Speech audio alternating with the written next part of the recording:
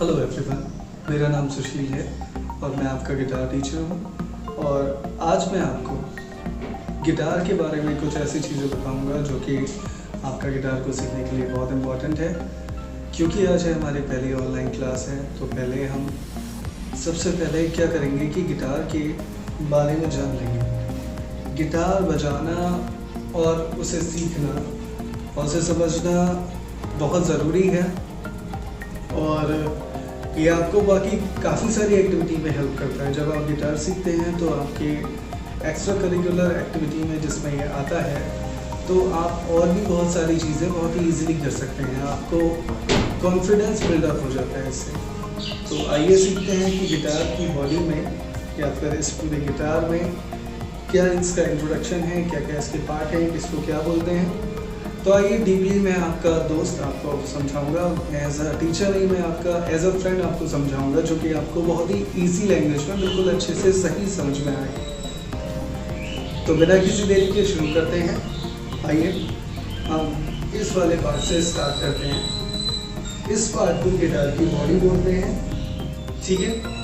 ये इसलिए होता है कि जैसे कि हम किसी अकेले रूम में होते हैं जहाँ पर कोई सामान नहीं होगा, अगर हम कुछ बोलते हैं हमारी वॉइस में इको आ जाता है। तो जो इको का इफेक्ट है या फिर साउंड को प्रोडक्ट करने का जो साउंड का है, उसे करने के लिए आपका मोस्ट इम्पॉर्टेंट ये गिटार का ये बॉक्स वाली बॉडी काम करती है।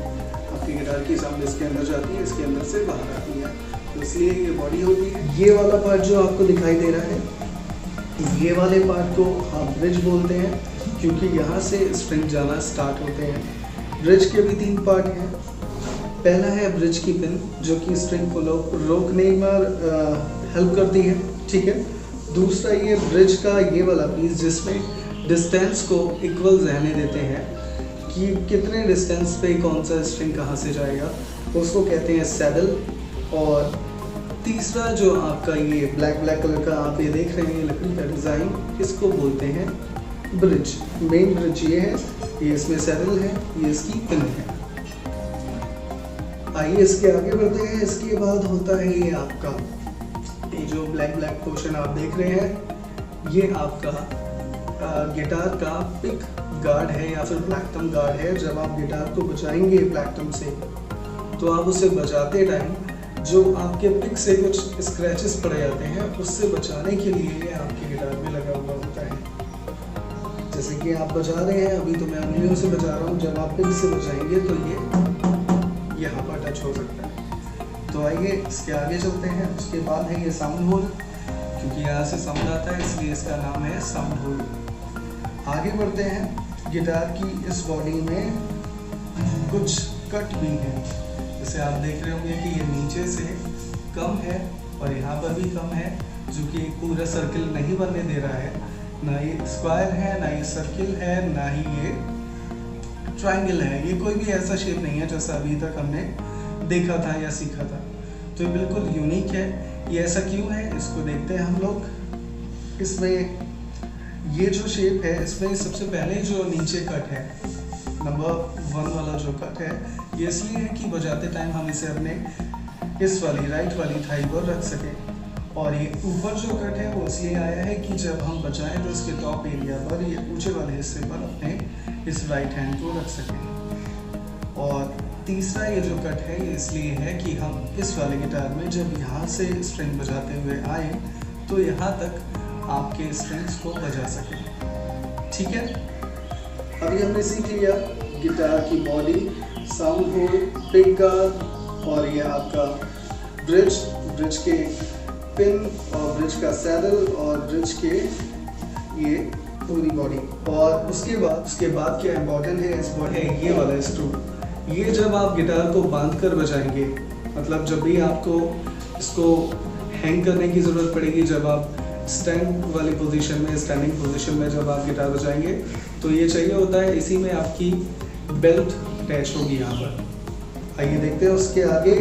यहाँ पर मोस्ट इम्पॉर्टेंट चीज़ है, जिसको अगर ना लगाएं तो आपका गिटार नहीं बज सकता। क्या हो सकता है वो हो सकता है आपकी गिटार का स्ट्रिंग। अगर ये टूट जाएगा तब भी गिटार नहीं बजेगा। इन स्ट्रिंग को स्ट्रिंग ही बोलते हैं हम लोग, ठीक है। और इसे वायर नहीं कहेंगे या फिर कुछ और नहीं कहेंगे। और उसके बाद देखिए इनके नंबर्स कितने होते हैं, ये 6 नंबर होते हैं, मतलब ये 6 होते हैं। सबसे नीचे वाले को 1 कहते हैं, सेकंड वाले को सेकंड नंबर स्ट्रिंग कहते हैं, थर्ड वाले को थर्ड नंबर, फोर्थ वाले को फोर्थ नंबर, और 5 वाले को 5 नंबर, और 6 वाले को 6 नंबर। इसके इंग्लिश में नाम भी होते हैं। नीचे से हम गिनना शुरू करते हैं, E B G D A E, ये 6 स्ट्रिंग इसके होते हैं। और आइए इससे आगे बढ़ते हैं। इसके आगे दूसरा पार्ट स्टार्ट हो जाता है, इसको हम नेक कहते हैं। नेक जैसे कि हम गाना गाते हैं, हमारे गले से हम लोग गाना गाते हैं, तो ये गिटार का नेक है। जैसे कि अगर बिना इसको यूज़ करें, जब हम इसके नोट बजाते हैं तो हमेशा ये ऐसे ही आते हैं। जब इसे यूज़ करते हैं तो ये इसकी आवाज़ चेंज होती है, पिच चेंज होती है, इसके हर एक चीज़ नोट्स वगैरह हम चेंज कर सकते हैं। इसीलिए इसका नाम नेक है, क्योंकि हम भी अपने गले से आवाज़ निकालते हैं, चेंज करते हैं, तो ये भी यहाँ से करता है। ओके, नेक में कुछ चीज़ें इंपॉर्टेंट हैं। क्या क्या? ये छोटे छोटे पार्ट्स, इसको हम बोलते हैं फ्रेट, ठीक है। इन छोटे छोटे पार्ट्स को हम फ्रेट बोलते हैं। और जो लाइन इन्हें डिवाइड कर रही है, इसको हम बोलते हैं फ्रेट वायर।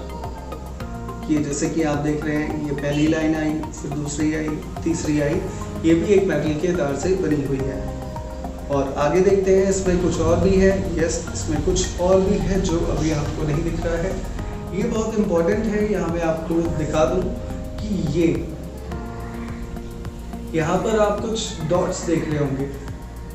ये गिटार प्लेइंग के टाइम पर गिटारिस्ट को सामने झांक कर ऐसे ना देखना पड़े, जैसे बजा रहे हैं ऐसे ना देखना पड़े, इसीलिए ये गिटार में यहाँ पर भी दिए हुए होते हैं। इससे आपको ये सामने दिखाई दे रहा है, तो वो यहाँ पर भी है, ये सामने दिखाई दे रहा है, ये यहाँ पर भी है, ये यहाँ पर भी है, यहाँ पर भी है। इससे आप इजीली देख सकता है जो पीछे बैठकर गिटार बजा रहा है, जैसे मैं बजाऊंगा, तो मैं इन डॉट्स को देखकर अपनी जगह को सर्टेन करूँगा। जैसे ए माइनर यहाँ पर है, जी माइनर यहाँ पर है, तो ऐसी कोई भी पोजीशन मैं यहाँ से देखकर डिटेक्ट करूँगा। ओके, आइए इसके तीसरे पार्ट पर चलते हैं, जो कि है इसका हेड, ठीक है। हेड मतलब इसका सर है, जहाँ से ये शुरू होता है, या फिर आप यहाँ से शुरू मान लीजिए, कहीं से भी मान लीजिए। फिलहाल इस पार्ट का नाम है हेड। इसमें सबसे पहला ये जो वाइट कलर का पार्ट आप देख रहे हैं, इसे बोलते हैं नट। नट का मतलब जैसे कि जहाँ पर एक ब्रिज के अंदर एक सैडल लगा हुआ है, जो कि आपके गिटार के स्ट्रिंग्स के डिस्टेंस को मेंटेन रखता है, वैसे ही यहाँ पर नट से यही काम करता है, डिस्टेंस को मेंटेन रखता है, स्ट्रिंग को अपनी जगह से हटने नहीं देता है। उसके बाद देख रहे हैं आप यहाँ पर कुछ ट्यूनिंग कीज लगी हुई हैं। इन्हें लेफ़्ट या फिर राइट या फिर क्लॉकवाइज या फिर एंटी क्लॉकवाइज घुमा करके आप अपने गिटार की ट्यूनिंग को कर सकते हैं। ये ट्यूनिंग कैसे करते हैं, ये हम आपको नेक्स्ट वीडियो में बताएंगे, डीपली अच्छे से बताएंगे। और फिलहाल आप इतना समझ लीजिए कि ये नीचे के 1, 2, 3 नंबर के जो स्ट्रिंग है, वो नीचे वाले स्ट्रिंग से ट्यून होते हैं। और जब भी हम इसे इस डायरेक्शन में क्लॉकवाइज घुमाते हैं तो ये टाइट होते हैं, और जब एंटी क्लॉकवाइज घुमाते हैं तो ये लूज होते हैं। इसका जस्ट अपोजिट यहाँ पर होता है, ठीक है। ये चीज़ आप ध्यान रखिए, मतलब जैसे क्लॉकवाइज से घूम के टाइट हो रहे हैं, ऊपर क्लॉकवाइज घुमाने से ये लूज होंगे, ठीक है। इस चीज़ को हमें ध्यान में रखना है। और ऊपर के थर्ड स्ट्रिंग के लिए ये या आपके ट्यूनिंग पैक कह लीजिए या ट्यूनिंग कीज हैं, ये इसमें आपके स्ट्रिंग यहाँ पर सेट किए जाते हैं, जिससे कि वो टाइट या लूज किए जा सके। ये तो रहा गिटार का इंट्रोडक्शन। इसके साथ साथ एक और चीज़ कि यहाँ पर जैसे कि गिटार को अगर हमें बांधना हो तो यहाँ पर एक नट होता है, जिससे कि आप बांध सकते हैं। और स्क्रू ड्राइवर से ये टाइट किया जाता है, ये अलग से लगाया जा सकता है, या फिर आपके हो सकता है गिटार में भी हो। और अगर आपको दूसरा टाइट करना है तो ये देखिए, यहाँ पर भी एक यहाँ पर लगाने की जगह है। मेरे गिटार का वो निकल चुका है, तो दूसरा आप यहाँ लगा सकते हैं। अगर आपके गिटार में सिर्फ यहाँ लगा हुआ है तो आप यहाँ पर भी किसी अच्छे वाले लेस से या जो थोड़ा मजबूत हो किसी भी चीज़ से यहाँ पर बांध सकते हैं स्ट्रिप से, और यहाँ आपकी बेल्ट हैंग करते हुए ऊपर आ जाएगी। अगर आपके पास है तो अच्छी बात है, नहीं है तो जब आपको कभी खड़े होकर गिटार बजाना हो तब आप अपने लिए ले सकते हैं।